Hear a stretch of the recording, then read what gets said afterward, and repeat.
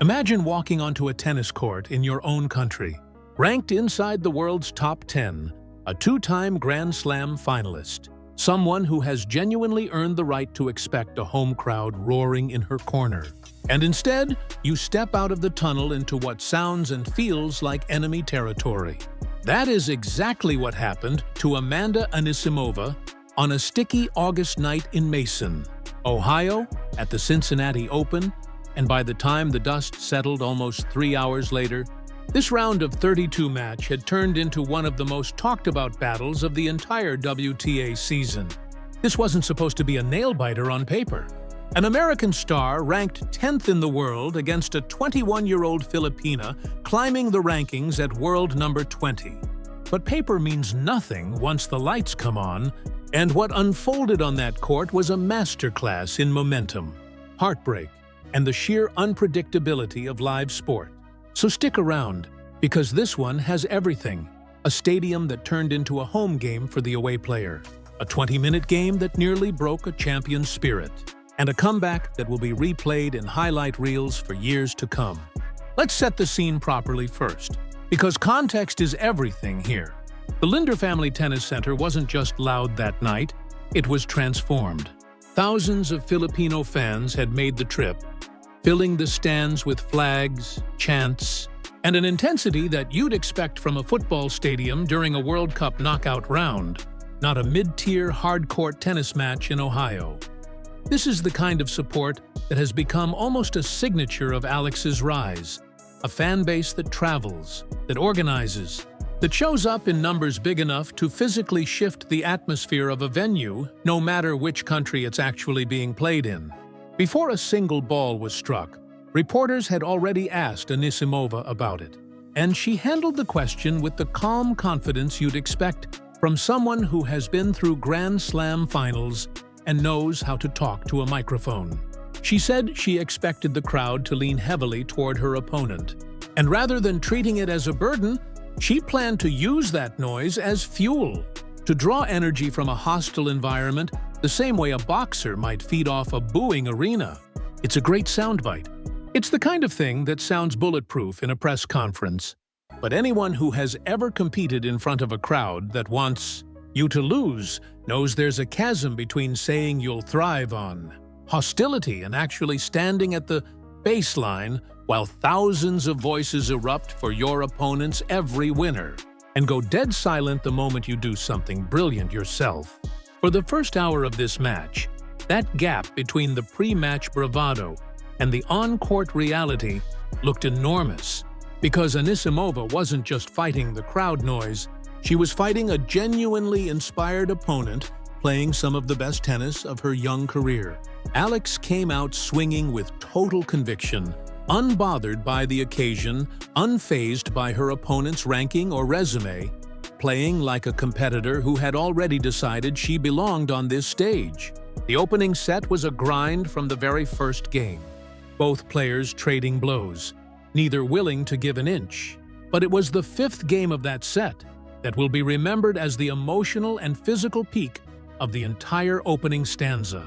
Picture this: a single-service game stretching past 20 minutes.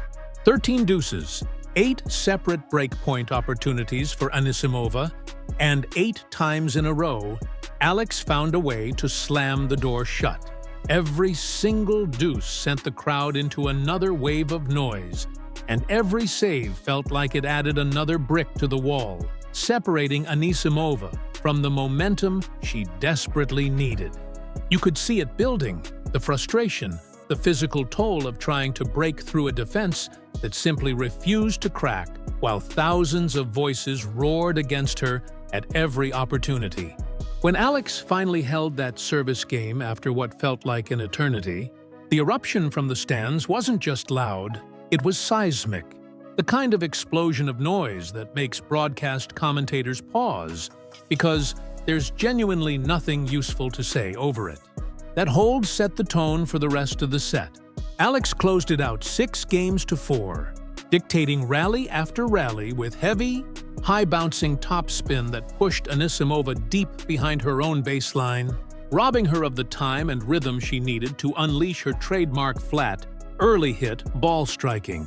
It was smart tennis from a player who clearly understood the geometry of the matchup, using spin and depth to neutralize power. And for that first hour, it worked to near perfection. Now, to really appreciate what happened next, you need to understand who these two competitors actually are, because their contrasting journeys to this exact moment made the eventual twist even more compelling. Start with the challenger. Alex isn't just an emerging talent anymore. She has fully arrived as a legitimate threat to anyone on the tour. And her 2026 season reads like a highlight reel of scalps collected from the very top of the sport. Earlier that same month, she didn't just compete at the Mubadala DC Open, she dominated it from start to finish, beating an Olympic gold medalist along the way, taking down a legendary former world #1 and capping the runoff by defeating a fellow American standout in the final to lift the trophy. Add to that resume victories over some of the biggest names in the game this year, including a reigning world #1, and you start to understand why she walked onto that Cincinnati court with zero fear. This wasn't a young player hoping to compete. This was a rising star who had already proven she could beat anyone on a given day, and she carried that belief with her from the very first point. Her game has matured into something genuinely difficult to deal with. That heavy loop of topspin kicking awkwardly off hard courts, elite court coverage that lets her track down balls opponents assume are winners, and a serve that somehow gets steadier, not shakier, the tighter the pressure gets. Combine all of that with a fan base that turns every match into a home fixture regardless of geography, and you get a genuinely terrifying opponent for anyone in the draw. Ranking be damned. On the other side of the net stood a player with an entirely different, and in many ways more emotionally resonant, story. Amanda Anisimova's career arc is one of the most compelling redemption stories in modern tennis.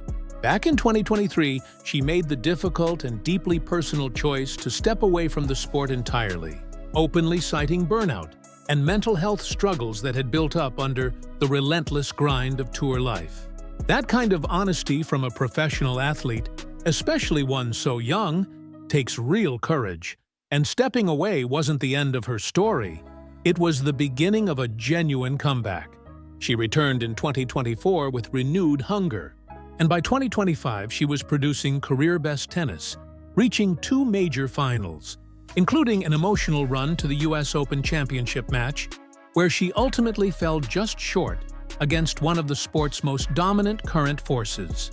Along the way, she also captured a pair of prestigious WTA 1000 titles, cementing her return to the top 10 of the world rankings and proving that her time away had sharpened rather than dulled her competitive edge. Style-wise, she's the anti-Alex in many ways, an aggressive baseliner who thrives on taking the ball early, flattening her strokes to generate blistering pace, and constantly stealing reaction time from opponents before they can set their feet. So when these two met in Cincinnati, you had 2 fundamentally different philosophies colliding head-on. The relentless spin and defensive brilliance of a fearless 21-year-old riding an electric home crowd against the flat, early strike aggression of a battle-tested veteran with something to prove. And for that first set, the spin and the crowd won decisively. Heading into the second set, Anisimova found herself in genuinely dangerous territory. She just dropped a physically and emotionally exhausting opener. The crowd was louder than ever and sensing blood, and every pre-match comment about thriving under pressure was about to be tested in the most real way possible. This is where the match truly turned into a story about adaptation under fire. Because instead of folding, instead of continuing to trade shots on Alex's preferred terms, Anisimova made a series of subtle but crucial adjustments. She stopped engaging in those long, grinding cross-court rallies where the heavy topspin was doing exactly what it was designed to do. And instead, she started stepping inside the baseline, taking the ball earlier, redirecting it down the line before Alex could fully set up her preferred defensive positioning. It was a genuinely risky strategy, Taking the ball on the rise and hitting flatter off a high-bouncing spin shot is a low-margin, high-difficulty approach, and it led to a handful of uncharacteristic errors early in the adjustment. But little by little, it started paying off, producing clean winners that gave Anisimova something she desperately needed: a foothold, a taste of momentum, a reason to believe the match wasn't already lost. Alex to her, already lost. Alex to her. Enormous credit, didn't back down or panic. She kept fighting for every single point. But the sheer force of Anisimova's redirected power began to disrupt her footwork and timing in ways that hadn't been a problem in that dominant opening set. Slowly, painfully, point by point, Anisimova clawed her way back into rhythm. And she closed out the second set 6-4, leveling the match at 1 set apiece and silencing, at least temporarily, the wall of noise that had engulfed the stadium just an hour earlier. If you thought the drama had peaked already, you clearly hadn't accounted for what the deciding set had in store, because this is where the true emotional roller coaster of the night was written. Despite losing the second set, Alex didn't wilt. She came out swinging in the third with renewed focus, breaking Anisimova's serve early and quickly building a commanding 2-to-love lead. The crowd, which had gone slightly quiet during Anisimova's second set resurgence, exploded right back to life, flags waving, chants echoing off the roof of the stadium, sensing that their hero was just a handful of games away from another statement win over a top 10 opponent. And for a moment, it genuinely looked like Alex was going to close this thing out and hand Anisimova a stunning defeat on American soil, of all places. But this is exactly the kind of moment that separates good players from great ones. Not how you perform when everything is going your way, but how you respond when your back is against the wall and the entire building wants to see you fail. Facing a 2-game deficit in the decider, with the crowd screaming for her downfall, Anisimova flipped a switch. She held her own serve with real conviction to get on the board, cutting the deficit to 2-1. Then came the pivotal moment of the entire set. In the very next game, Anisimova ramped up her returning pressure and managed to break right back, suddenly leveling the third set at 2 games apiece and shifting the psychological weight of the match squarely back onto Alex's shoulders. From there, everything hinged on one single game, the 5th game of the decider, with Alex serving. She built what looked like a comfortable lead, sitting 1 point away from holding serve and reclaiming control of the match. But instead of closing it out, she ran directly into a wall of pure defiance from across the net. Anisimova unleashed back-to-back stunning winners, perfectly placed, painting the lines, erasing Alex's game points one after another, and dragging the game to deuce. You could feel the pressure shift in real time, the visible tightening in Alex's shoulders, the slight hesitation in her ball toss, the kind of small physical tells that only show up when a young player suddenly feels the full weight of a moment pressing down on her. And then it happened. A costly double fault at the worst possible time, handing Anisimova a golden breakpoint opportunity. The stadium went eerily quiet for a beat, the kind of silence that feels louder than the noise that came before it. And Anisimova, sensing the vulnerability, didn't hestate. She stepped around her backhand and cracked a thunderous inside-out forehand winner to seal the break and grab a 3-2 lead. From that instant forward, this match belonged entirely to Amanda Anisimova. She was locked in, hitting her spots on serve with laser precision, painting lines with her ground strokes, refusing to give Alex even a flicker of daylight to mount a response. She reeled off 4 consecutive games in a stretch of absolutely ruthless, high-quality tennis, closing out the decider by holding serve at love in the final game to complete the comeback, with a final scoreline of 4-6, 6-4, 6-2. It was the kind of finish that makes you forget just how close this match came to going the other way entirely. In her post-match comments, Anisimova was gracious about her opponent, praising Alex's talent and fighting spirit genuinely and without hesitation. But she also couldn't resist a light-hearted jab at the elephant in the room, acknowledging with a wry smile that she'd felt like she needed a personal boost of energy that night, given how late it had gotten and how loudly the crowd had been rooting against her. It was a small, humanizing moment after an incredibly intense battle. A reminder that even elite competitors are still just people trying to survive an exhausting night under enormous pressure.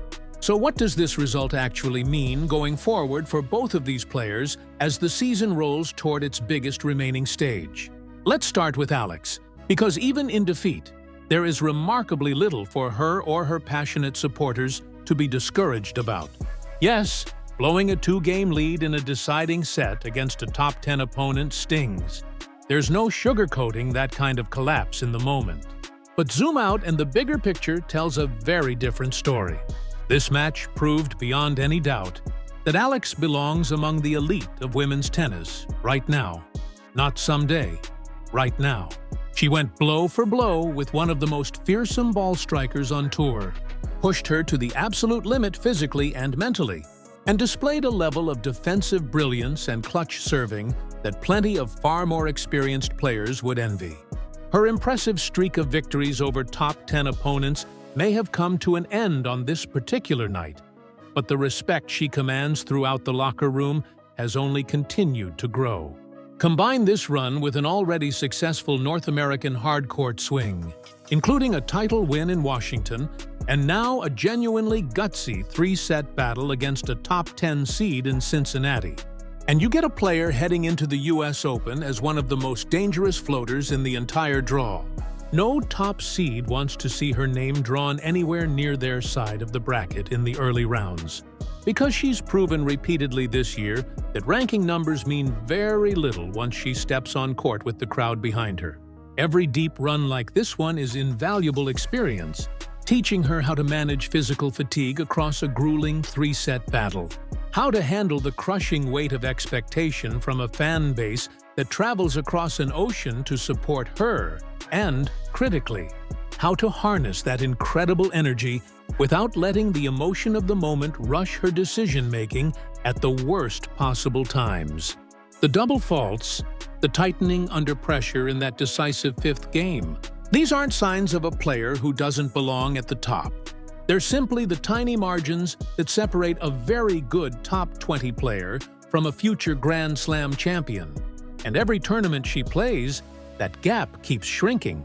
As for Amanda Anisimova, this victory carries a weight that goes far beyond a single line in the record books. Winning comfortably when you're playing brilliantly, when everything is clicking and the crowd is behind you, that's relatively straightforward. Winning when you're genuinely struggling, when your opponent is playing the tennis of her life, and when an entire stadium in your own country is actively cheering for your downfall, that requires an entirely different kind of resilience. And Anisimova showed exactly that kind of resilience on this particular night. She didn't unravel after losing that brutal 20-minute game in the first set. She didn't mentally check out after falling behind early in the decisive 3rd set. Instead, she problem-solved in real time, adjusted her court positioning under pressure, transformed her tactical approach mid-match to counter a style that was giving her genuine trouble, and ultimately trusted her elite ball-striking ability to fight her way out of a genuinely precarious situation. This is exactly the kind of high-pressure battle testing that will serve her well heading into the US Open, a tournament where she carries significant ranking points to defend after last year's run to the championship match, and where the media spotlight and internal pressure will only intensify with every round she survives. Successfully navigating a scare of this magnitude in Cincinnati, finding the composure to silence a genuinely hostile atmosphere,